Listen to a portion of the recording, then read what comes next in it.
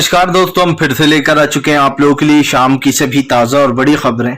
फटाफट अंदाज में एक एक कर बताएंगे आपको आज देश और दुनिया से क्या बड़ी खबरें निकल कर सामने आ रही हैं। लेकिन उससे पहले दोस्तों एक नजर डालेंगे सुर्खियों पर। प्रधानमंत्री नरेंद्र मोदी के ऊपर गरजे असदुद्दीन ओवैसी, बोले रातों रात फैसले लेना प्रधानमंत्री की आदत है, गलत फैसले लेकर देश को परेशान करना। वहीं पर अगली बड़ी खबर में हम आपको बताएंगे दोस्तों, स्मृति ईरानी बोली राहुल गांधी को मैंने ही अमेठी से जो है यहाँ पर रवाना किया था। अब आप लोग जो है यहाँ से भी राहुल गांधी को, यानी कि जो जहां से राहुल गांधी दोस्तों सांसद हैं, वहां से भी उनको रवाना करिए। बताएंगे कर्नाटक में बोली तो सुप्रिया श्रीनेत ने दिया मुंह तोड़ जवाब। वहीं पर अगली बड़ी खबर में हम आपको बताएंगे दोस्तों, प्रधानमंत्री नरेंद्र मोदी की नई संसद पर हुआ बवाल खड़ा, विपक्ष हुआ एकजुट, बोले नहीं जाएंगे इसके जो है यहाँ पर उद्घाटन में, क्योंकि वीर सावरकर की जयंती पर दोस्तों होगा इसका उद्घाटन। बताएंगे क्यों विपक्ष जो है वो अब इसको नजरअंदाज करने पर तुला है। वहीं पर अगली बड़ी खबर में हम आपको बताएंगे दोस्तों, दरअसल आपको बताते चले अब राहुल गांधी का बीजेपी के ऊपर बड़ा हमला, बोले प्रधानमंत्री नरेंद्र मोदी देश के गुनहगार, देश से मांगे माफी। जी हां, मोदी ना नोटबंदी ना नोट सुरक्षित ना इंसान सुरक्षित। वहीं पर अगली बड़ी खबर में हम आपको बताएंगे दोस्तों, पहलवानों के समर्थन में उतरे किसान नेता राकेश टिकैत, बोले सरकार का काउंटडाउन शुरू हो चुका है, अब खाप पंचायत करेगी फैसला। वहीं पर अगली बड़ी खबर में हम आपको बताएंगे दोस्तों, विपक्षी एकता को लेकर तेज हुई नीतीश की जो है यहाँ पर दोस्तों कोशिश। आपको बताएंगे नीतीश कुमार जल्दी एक प्रेस कॉन्फ्रेंस करने वाले हैं। कल मल्लिकार्जुन खड़गे और राहुल गांधी से की थी मुलाकात। वहीं पर अगली बड़ी खबर में हम आपको बताएंगे दोस्तों, लोकसभा चुनाव में कांग्रेस इन 200 सीटों पर कर देगी खेल। जी हां, आ जाएगी सत्ता में और भाजपा जाएगी सत्ता से बाहर। वहीं पर अगली बड़ी खबर में हम आपको बताएंगे दोस्तों, प्रधानमंत्री नरेंद्र मोदी के ऊपर गरजे संजय सिंह, बोले हमें सड़क पे खड़े करके गोलियां मार दो। दरअसल आपको बता दे दोस्तों, जो सत्येंद्र जैन है उनकी हालत ऐसी हो गई बिल्कुल सूखी हुई लकड़ी, आप देख लोगे पहचानोगे नहीं। इसके बारे में भी बताएंगे। वहीं पर अगली बड़ी खबर में हम आपको बताएंगे दोस्तों, मनीष कश्यप और वानखेड़े की एक साथ खुली पोल। लोग बोले एक हरामी और बेईमान, दूसरा उससे भी बड़ी हरामी और बेईमान। बताएंगे आखिरकार ये दोनों का पोस्ट वायरल क्यों हो रहा है। तो सारी खबरें फटाफट अंदाज में देंगे, एक एक कर देंगे। फिलहाल फिर चलिए बढ़ते हैं सबसे पहली और सबसे बड़ी खबर की ओर। दरअसल दोस्तों आपको बताते चले, भारतीय जनता पार्टी के ऊपर गरजे असदुद्दीन ओवैसी, बोले देश को रातों रात झटका देना प्रधानमंत्री की आदत बन चुका है। आपको बताते चले, असदुद्दीन ओवैसी ने बीजेपी को घेरते हुए कहा कि 2000 का नोट जब लाए थे उसको मास्टर स्ट्रोक बता रहे थे, अब जब नोट बंद हो रहा है उसमें मोदी सरकार को सही साबित करने में लग गई है मीडिया। दरअसल दोस्तों अगर आप गोदी मीडिया का इस वक्त वीडियो देखेंगे तो आपको समझ में आएगा कि गोदी मीडिया कैसे दो धारी तलवार है। आप समझिए, जब 1500 के नोट बंद किए जा रहे थे तो कांग्रेस को इसका जिम्मेदार ठहराया जा रहा था और कहा जा रहा था कि 1500 के नोट बंद कराकर हम काला धन खत्म कर देंगे। मोदी जी ने ऐतिहासिक फैसला लिया है। लेकिन उसके बाद क्या हुआ दोस्तों, 1000 का नोट बंद कर महाशय जो है 2000 का नोट लेकर आ गए बिना सोचे समझे। इतनी अकल तो एक बच्चे में भी होती है कि काला धन 1000 के नोट से ज्यादा जुड़ेगा या 2000 के नोट से करप्शन ज्यादा फैलेगा। लेकिन हमारे देश के प्रधानमंत्री को कौन समझाए। जाहिर सी बात है, एक बच्चे से भी कम दिमाग अगर किसी में हो तो उसको चौथी पास राजा इसीलिए लोग बोलते हैं। लेकिन दोस्तों बात सिर्फ इतनी सी नहीं है। जब काला धन फैलने लगा और जब मोदी सरकार ने 2000 का नोट बंद करने का फैसला लिया, क्योंकि जिन लोगों ने काला धन जमा कर रखा है वो मोदी सरकार के मित्र ही हैं, सवाल ये है। लेकिन दोस्तों जब ये काला धन बढ़ने लगा और जब लोगों के सवाल उठने लगे तो प्रधानमंत्री ने सोचा क्यों ना रातों रात अब इस नोट को बंद कर दिया जाए, मेरी फजीयत बहुत हो रही है। लेकिन दोस्तों जब प्रधानमंत्री का नाम खराब होने लगा, जब जनता कहने लगी कि रातों रात मोदी अपना फैसला जनता पर थोपते हैं, उसके बाद दोस्तों पूरी मीडिया लग गई मोदी सरकार को बचाने में और कहने लगी देखिए मोदी सरकार का यह फैसला ऐतिहासिक हो सकता है, इससे काले धन पर लगेगी रोक। क्यों भैया, तुम लोग वही लोग हो जब मोदी 2000 का नोट लाए थे तो तुम कहते 2000 के नोट में चिप है। यही नहीं, मोदी सरकार की वाहवाही कर रहे थे। लेकिन आज जब दोस्तों उड़ता हुआ तीर पिछवाड़े पर आ गया है तो मोदी सरकार को इसमें भी सही ठहराना है। फिलहाल चलिए बढ़ते हैं एक और अगली बिग ब्रेकिंग की तरफ। बता दोस्तों अगली जो बड़ी खबर निकल कर आ रही है आपको बताते चले दोस्तों, स्मृति ईरानी का राहुल गांधी के ऊपर हमला, बोले अमेठी से राहुल गांधी को जो है मैंने ही वायनाड में ट्रांसफर किया है, अब वायनाड की जनता भी राहुल गांधी को यहां से रवाना कर दे। आपको बता दें सुप्रिया श्रीनेत ने स्मृति ईरानी की धज्जियां उड़ा दी। स्मृति ईरानी क्योंकि दोस्तों वायनाड जो है वो कर्नाटक में आता है, ऐसे में दोस्तों कर्नाटक में कांग्रेस की बम्पर जीत हुई है। बम्पर जीत के बाद स्मृति ईरानी के मजे लेते हुए सुप्रिया श्रीनेत ने कहा कि वैसे राहुल गांधी को तो वहां की जनता ने बहुत प्यार दिया है, क्योंकि दोस्तों राहुल गांधी 2 लाख से भी अधिक वोटों से जीते थे। आप समझिए इतना प्यार मिलता है ना वायनाड से। यही नहीं दोस्तों, सुप्रिया श्रीनेत ने मजे लेते हुए कहा कि वहां की जनता तो राहुल गांधी के साथ है, तभी तो कर्नाटक की जनता ने हमें प्यार दिया है। लेकिन हाँ, स्मृति ईरानी की ये इच्छा जनता ने पूरी कर दी, क्योंकि कर्नाटक से बीजेपी को रवाना कर दिया, लेकिन राहुल गांधी तो लोगों के दिल में बसते हैं। इसलिए स्मृति ईरानी की इच्छा बीजेपी को रवाना कर पूरी कर दी है जनता ने। आपको बता दें दोस्तों, स्मृति ईरानी एक ये कह सकते हैं बड़बोली इंसान है, या फिर दोस्तों एक ऐसी इंसान है जिसको गरीबी, महंगाई और सिलेंडर का दाम सिर्फ उस वक्त दिखता था जब तक कांग्रेस की सरकार थी। आज जब खुद की बीजेपी की सरकार आ गई है तो एलपीजी का दाम दोस्तों 1100 रुपए हो गया है। आप समझिए, जो इंसान 410 रुपए की गैस की टंकी पर बैठकर सास भी कभी बहू दिखाने की कोशिश करे, वो इंसान आज चुप बैठा है। तो जाहिर सी बात है दोस्तों, एक तरफ तो ये अपने आप को महिला शक्ति बताती हैं, दूसरी तरफ जो है गरीबी, महंगाई, बेरोजगारी पर कुछ नहीं बोलती हैं। जब खुद की सरकार में चीजों के दाम 100 गुना बढ़ गए, 100 गुना, उसके बावजूद भी दोस्तों आप समझिए सास भी कभी बहू चल रहा है इनका, और ऊपर से कह रही है वायनाड से राहुल गांधी को रवाना कर दो। आप इस सत्ता से रवाना हो जाओगी, लेकिन वायनाड से राहुल गांधी कभी रवाना नहीं होंगे। भले ही दोस्तों आप समझिए बीजेपी को अपनी हार बर्दाश्त नहीं हो रही है। कर्नाटक हारने के बाद बीजेपी बौखलाई हुई है, उसे समझ नहीं आ रहा वो करे तो क्या करे, किधर जाए, किससे पूछे, क्या सोच रही है बीजेपी, क्योंकि जाहिर सी बात है एक बड़ा राज्य हाथ से जा चुका है। चलिए बढ़ते हैं एक और अगली बिग ब्रेकिंग की तरफ। बता दोस्तों अगली जो बड़ी खबर निकल कर आ रही है, आपको बताते चले दोस्तों, अरविंद केजरीवाल के सपोर्ट में आई कांग्रेस, बोल दिया अध्यादेश कानून के ऊपर बड़ा हमला। दरअसल दोस्तों मोदी सरकार न सुप्रीम कोर्ट की रिस्पेक्ट करती है, न इस देश के लॉ एंड ऑर्डर की। सबसे बड़ी बात यह है कि जब आप कानून को मानते ही नहीं हो तो लोगों को कानून की दुहाइयां क्यों देते फिरते हो। आप समझिए, खुद के लिए कोई कानून नहीं, लेकिन विपक्ष के लिए कानून है। आपको बता दें अरविंद केजरीवाल के पक्ष में जब कोर्ट ने फैसला दिया तो ये कहा गया कि तमाम वहां के दिल्ली के बॉस केजरीवाल ही होंगे, एलजी नहीं होंगे। जितने भी फैसले लेने अफसरों के ट्रांसफर के या तबादले के या फिर एक्सचेंज के, वो सारे फैसले केजरीवाल ही लेंगे। लेकिन दोस्तों बीजेपी को यह बर्दाश्त नहीं हुआ, वो सुप्रीम कोर्ट के फैसले के खिलाफ रातों रात एक अध्यादेश कानून लेकर आ गई। अब सवाल ये उठता है दोस्तों कि इस कानून के ऊपर सुप्रीम कोर्ट कब सुनवाई करेगा। लेकिन दोस्तों इसके ऊपर सुनवाई तो होना चाहिए, क्योंकि जनता को लगेगा एक तरफ तो सीजीआई चंद्रचूड़ ने इतना अच्छा फैसला दिया, उसके बाद बीजेपी कानून ले आई तो कोर्ट ने कुछ नहीं किया। अगर कोर्ट इसमें कोई अपनी दखलंदाजी नहीं करता तो ये लोकतंत्र पर सबसे बड़ा हमला होगा। सबसे बड़ी बात ये, कांग्रेस का कहना है कि वो मानसून सत्र जो कि जल्द ही शुरू होने वाला है दोस्तों, मानसून सत्र में इस मुद्दे को उठाएगी और फिर से दोस्तों आपको बताते चले संसद में हंगामा होने के आसार अभी से ही नजर आ गए। इस अध्यादेश कानून के खिलाफ जो यहाँ पर संसद में कांग्रेस सीधा सीधा सवाल उठाएगी। यही नहीं दोस्तों, क्योंकि जाहिर सी बात है आज इधर अध्यादेश कानून लाई, कल बीजेपी किसी और राज्य में अध्यादेश कानून ले आएगी। इसके खिलाफ कहीं ना कहीं लोगों ने अभी से हल्ला बोल दिया है। और सबसे बड़ी बात यह दोस्तों कि दिल्ली में बीजेपी कभी भी अपनी सत्ता को पा नहीं पाई। 15 साल तक कांग्रेस ने दिल्ली में राज किया, उसके बाद केजरीवाल ने दिल्ली को जीता। तो ये कहना गलत नहीं होगा कि बीजेपी का बनवास दिल्ली से कभी खत्म नहीं होता।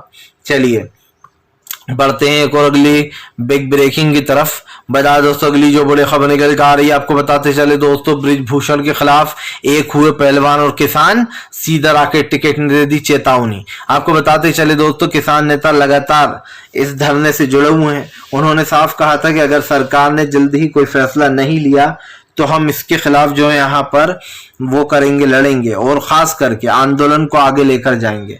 अब ऐसा लग रहा है कि खाप पंचायतें और किसान मिलकर दोस्तों बीजेपी के खिलाफ एक बड़ी मुहिम खोलने वाले हैं। आपको बता दें, बृजभूषण ने कहा कि मैं नार्को टेस्ट कराने के लिए तैयार हूं, लेकिन उसके साथ साथ विनेश फोगाट और बजरंग पुनिया को भी ये नार्को टेस्ट कराना होगा। जिसके बाद बजरंग पुनिया और विनेश फोगाट ने ये बात एक्सेप्ट की। उनका कहना था कि ये नार्को टेस्ट पब्लिकली होगा, पब्लिक के सामने।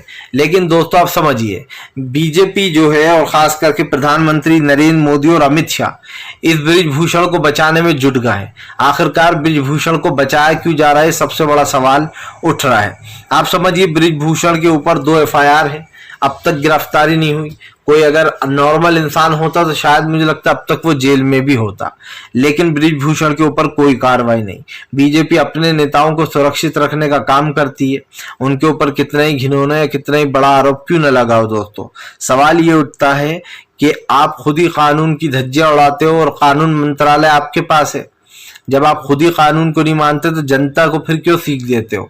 ये चीज है कि बृजभूषण को दोस्तों बीजेपी किसी भी हाल में सजा नहीं दिलाना चाहती, वरना अब तक वो बृजभूषण के ऊपर एक्शन ले लेती। इस मामले को 1 महीने से ज्यादा हो चुका है। जाहिर सी बात है, ये धरना भी काफी लंबा चल रहा है, किसानों के धरने की तरह। मुझे ऐसा लग रहा है अभी तो इनको और संघर्ष करना पड़ेगा, क्योंकि बीजेपी दोस्तों मानने वालों में से नहीं है फिलहाल। चलिए बढ़ते हैं एक और अगली बिग ब्रेकिंग की तरफ। बता दोस्तों, अगली जो बड़ी खबर निकल कर आ रही है, राहुल गांधी का प्रधानमंत्री के ऊपर बड़ा हमला। बोले ना, प्रधानमंत्री नरेंद्र मोदी के फैसले जनता के लिए खतरनाक साबित होते हैं। जी हाँ, जनता है परेशान। आपको बता दें, 2000 की नोट की बंदी को लेकर राहुल गांधी ने जमकर बीजेपी पर निशाना साधा। राहुल गांधी ने कहा कि पहले ही डिमोनेटाइजेशन से देश गिन गिन के सांसें ले रहा है। प्रधानमंत्री के उस एक फैसले ने दोस्तों देश की अर्थव्यवस्था चौपट कर दी। आप समझिए, एक तरफ ये कहते हैं कि देश के पास पैसा नहीं है, दूसरी तरफ आप नया संसद बनाकर ये साबित कर देते हो कि फालतू में पैसा उड़ाने के लिए आपके पास है, लेकिन गरीबों के लिए दोस्तों योजनाएं या फिर उनकी हेल्प करने के लिए पैसा नहीं है। सवाल ये उठता है कि जब पुराना संसद अभी था तो नए संसद की जरूरत थी क्या दोस्तों? नहीं थी। लेकिन आप समझिए, सरकार की नीतियां ही डिमोनेटाइजेशन हो या नया संसद बनाना हो, इस सब मुद्दों को राहुल गांधी ने घेर लिया है। राहुल गांधी ने तो यहां तक कह दिया है कि प्रधानमंत्री जी देश को जवाब दीजिए, जिस दिन आप नए संसद का जो है उद्घाटन कर रहे हैं उसी दिन जो है आप पर वीर सावरकर की जयंती है। यह सिर्फ एक इत्तेफाक है या फिर जानबूझकर वीर सावरकर की जयंती पर नए संसद का उद्घाटन किया जाएगा? यानी कि दोस्तों मतलब साफ है कि जो सावरकर था उसकी जयंती, जिसने आप समझिए अंग्रेजों के सामने घुटने टेक दिए थे माना जाता है, और कांग्रेस हमेशा से यह आरोप लगाती रही है, उसकी जयंती के ऊपर नए संसद का जो है यहाँ पर एक तरीके से उद्घाटन करना, ये हमारे देश के लिए बड़े ही अफसोस की बात है कि जिन लोगों ने, चाहे वो नाथूराम गोडसे हो जिसने गांधी जी को मारा था, या फिर दोस्तों वीर सावरकर हो जिसने अंग्रेजों के सामने अपने हथियार डाल दिए थे और उनके साथ मिल गया था। तो ये कहना गलत तो नहीं होगा दोस्तों कि विपक्ष इस वक्त मुद्दों को बिल्कुल सही उठा रहा है। वीर सावरकर जैसे लोगों को दोस्तों सपोर्ट करती है बीजेपी फिलहाल। चलिए बढ़ते हैं एक और अगली बिग ब्रेकिंग की तरफ। बता दोस्तों, अगली जो बड़ी खबर निकल कर आ रही है आपको बताते चले दोस्तों, भारतीय जनता पार्टी के ऊपर गरजे नीतीश कुमार। बोले जनता ने कर लिया है तय, 2024 में भाजपा जाएगी सत्ता से बाहर। आपको बताते चले, नीतीश कुमार ने ऐलान कर दिया है कि जल्द ही 2024 का चुनाव होने वाला है, और उससे पहले ही जनता ने मन बना लिया है कि वो बीजेपी को सत्ता से बाहर कर देगी। आपको बताते चले दोस्तों, भारतीय जनता पार्टी के ऊपर सवाल उठ रहे हैं कि बीजेपी ने जो देश के लोकतंत्र के साथ हत्या की है उसको लेकर अब जनता का गुस्सा फूट पड़ा है। कभी नोटबंदी, कभी किसान आंदोलन दोस्तों, कभी एनआरसी, सरकार के खिलाफ न जाने ऐसे कितनी चीजें इकट्ठी हो गई हैं जिसने ये साबित कर दिया है कि ये सरकार जनता के लिए सही नहीं है। और मामला अब कब पलटा है दोस्तों? जब 2000 का नोट बदलने जा रही है सरकार, अब तो ये मामला बीजेपी के ऊपर पूरा ही उलट गया है। साफ दिखाई दे रहा है जनता ने 2024 के लिए अपना फैसला तय कर लिया है। अब बीजेपी सत्ता में दोबारा नहीं आ पाएगी दोस्तों। हालांकि 2 बार वो जीती, लेकिन अब तीसरी बार दोस्तों इस देश की जनता ने बीजेपी को नकार दिया है। साफ दिखाई दे रहा है जनता ने फैसला कर लिया है कि वो बीजेपी को किसी भी हाल में सत्ता में नहीं आने देगी। क्योंकि दोस्तों जाहिर सी बात है, आप मंदिर मस्जिद पर बात करते हो, आप हनुमान जी पर बात करते हो, बजरंग दल को बजरंग बली पर घुमा देते हो, लेकिन आप ये बात नहीं करते कि आपके राज्य में महंगाई क्यों बढ़ रही है। आप ये बात नहीं करते कि पेट्रोल डीजल आज 100 रुपए से भी ऊपर मिल रहा है, 110 111, इस पर बात क्यों नहीं होती है। और जाहिर सी बात है, ये मेन मुद्दे हैं, इन पर ही बात होना चाहिए। अगर आप बजरंग बली पर वोट मांगने जाओगे तो थोड़े ना लोग देंगे। जाहिर सी बात है, धर्म की आड़ में या धर्म के नाम पर वोट मांगना जनता के साथ एक तरीके का खिलवाड़ है। और बीजेपी दोस्तों बहुत ही शानी है, वो बड़े ही शान पट्टी के साथ ये चीजें करती है और उसको पता है कि कैसे कौन से धार्मिक मुद्दे को कैसे घुमाना है। वरना आप समझिए, बजरंग दल और बजरंग बली का आपस में कुछ लेना देना है क्या? नहीं है। लेकिन कर्नाटक की जनता ने अच्छा सबक सिखाया है बीजेपी को। चलिए बढ़ते हैं एक और अगली बिग ब्रेकिंग की तरफ। बता दोस्तों अगली जो बड़ी खबर निकल कर आ रही है, संजय सिंह का बीजेपी के ऊपर बड़ा हमला। बोले एक काम करो, हमें चौराहे पे खड़े कर कर गोली मार दो, वैसे भी इस देश का प्रधानमंत्री तानाशाह और चौथी पास राजा है। आपको बताते चले दोस्तों, संजय सिंह बीजेपी के ऊपर फायर हो गए। संजय सिंह ने बीजेपी को घेरते हुए कहा कि सत्येंद्र जैन की हालत देखकर मुझे रोना आ गया। दरअसल दोस्तों आपको बता दें, सत्येंद्र जैन जो कि स्वास्थ्य मंत्री थे दिल्ली के, उनको बीजेपी ने घोटाले वाले मामले का आरोप लगाकर उनको अंदर डाल रखा है और काफी लंबा समय हो गया उनको जेल के अंदर। अब अगर आप सत्येंद्र जैन की हालत देखेंगे तो आप पहचान नहीं पाएंगे कि सत्येंद्र जैन है या फिर कोई और है। आपको बता दें, इतने ज्यादा दुबले हो गए सत्येंद्र जैन कि उनको देखकर पहचान नहीं आ रहा है कि ये वही दिल्ली के स्वास्थ्य मंत्री है। बस उनकी हालत को लेकर संजय सिंह भड़क गए।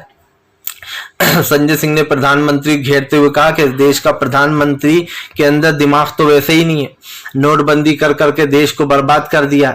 अब इस देश का प्रधानमंत्री जो है वो एक तरीके से ये कह सकते हैं दोस्तों के सत्येंद्र जैन की हालत देखने के बाद इन्होंने कहा कि लोकतंत्र के खिलाफ भी है। प्रधानमंत्री की इस तरीके की हरकतें देखकर जमकर संजय सिंह भड़क गए और उन्होंने साफ कह दिया फिलहाल सबको चौराहे पर खड़े कर कर गोली मार दो। संजय सिंह ने कहा कि बीजेपी ना कानून को मानती है और ना सुप्रीम कोर्ट को मानती है, और उसके लिए कानून और सुप्रीम कोर्ट दोस्तों दोनों ही मजाक है। जाहिर सी बात है, अगर दोस्तों सुप्रीम कोर्ट कोई फैसला लाता है तो बीजेपी उसके खिलाफ भी फैसला ले आती है, अध्यादेश कानून ले आती है। तो सवाल ये उठता है कि जब आपको यही सब कुछ करना है तो फिर सुप्रीम कोर्ट की तो कोई जरूरत ही नहीं है दोस्तों। जब खुद ही फैसले लेना है, खुद ही इस तरीके की चीजें करना है, और ये साफ दिखाई दे रहा है कि फिलहाल केजरीवाल के ऊपर सरकार ने जानबूझकर ये किया है। फिलहाल चलिए बढ़ते हैं एक और अगली बिग ब्रेकिंग की तरफ। बता दोस्तों अगली जो बड़ी खबर निकल कर आ रही है, आपको बता दोस्तों डीके शिव कुमार करेंगे मध्य प्रदेश में खेल। अब आपको बता दें, स्टार प्रचारक की लिस्ट में डीके शिव कुमार का नाम सबसे आगे। दरअसल दोस्तों कर्नाटक जीतने के बाद कांग्रेस का पूरा फोकस मध्य प्रदेश पर है। कांग्रेस किसी भी हाल में मध्य प्रदेश को जीतना चाहती है। कांग्रेस चाहती है कि मध्य प्रदेश की सत्ता वापस से उसके पास आए। आपको बता दें, पिछले साल पिछली बार कांग्रेस की सरकार बनी थी, लेकिन ज्योतिरादित्य सिंधिया ने बगावत करके कई विधायकों को उड़ा लिया और मध्य प्रदेश की सरकार जो है दोस्तों वो अल्तमत में चली गई। यानी कि वो एक तरीके से उसके पास पावर नहीं रही जितने उसको चाहिए थे विधायक। ऐसे में दोस्तों कमलनाथ की सरकार गिर गई, अविश्वास प्रस्ताव आया और उनकी सरकार को रातों रात गिरा दिया गया। यही कारण है जो अब डीके शिव कुमार जो कि कर्नाटक के सबसे बड़ा चेहरा रहे हैं दोस्तों, फैक्टर भी रहे हैं कर्नाटक जिताने में। ऐसे में अब डीके शिव कुमार को भी मध्य प्रदेश का स्टार प्रचारक बनाया जा सकता है। बताया जा रहा है कि यहाँ पर कई बड़े नेता मध्य प्रदेश में अब शिरकत करेंगे। अशोक गहलोत से लेकर तो डीके शिव कुमार तक हर कोई जो है वो मध्य प्रदेश में आकर रैलियां भी करेगा। साफ दिखाई दे रहा है डीके को मध्य प्रदेश की जिम्मेदारी देकर कांग्रेस ने एक सोच समझकर एक ये कह सकते हैं सही डिसीजन लिया है। चलिए बढ़ते हैं एक और अगली बिग ब्रेकिंग की तरफ। बता दोस्तों अगली जो बड़ी खबर निकल कर आ रही है, शुभेंदु अधिकारी बोला पश्चिम बंगाल की तुलना कर दी यूक्रेन से, तो ममता बनर्जी ने दे दिया मुंह तोड़ जवाब। दरअसल दोस्तों शुभेंदु अधिकारी का कहना है बंगाल अब दूसरा यूक्रेन बन चुका है। ममता बनर्जी ने बीजेपी के ऊपर हमला बोलते हुए कहा कि बीजेपी बाहर से गुंडों को लेकर आती है और बंगाल में हिंसा फैलवाती है। ये बीजेपी के ही लोग होते हैं जो दंगा फैलाते हैं और मारपीट करते हैं और उसके बाद बीजेपी उन्हें बचा भी लेती है। ममता बनर्जी ने कहा कि बंगाल को किसी भी तरीके से बर्बाद नहीं होने देंगे। और हम बंगाल को बचा कर रहेंगे। जाहिर सी बात है दोस्तों, सरकार ये सब कुछ करती रहती है, इसीलिए ममता बनर्जी बीजेपी के ऊपर हमलावर है। शुभेंदु अधिकारी जो आप समझिए बंगाल को दूसरा यूक्रेन बता रहे हैं दोस्तों, लगता है वो मणिपुर को भूल गए हैं। मणिपुर एक बीजेपी शासित राज्य है जहां पर दंगे फैल